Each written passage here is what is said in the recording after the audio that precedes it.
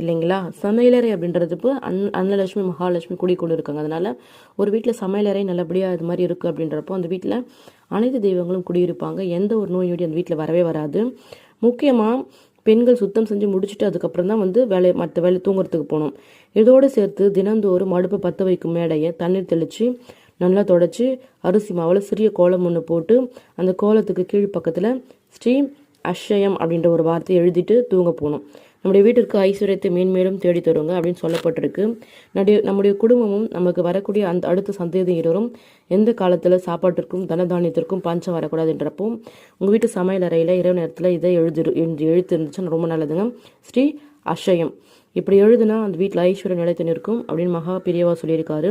அடுப்பு சுத்தம் செய்யாமல் சிங்கில் எச்சு பாத்திரம் கழுவாமல் அப்படி இந்த வார்த்தையை எழுதக்கூடாது. எந்த ஒரு பிரயோஜனமும் கிடையாது.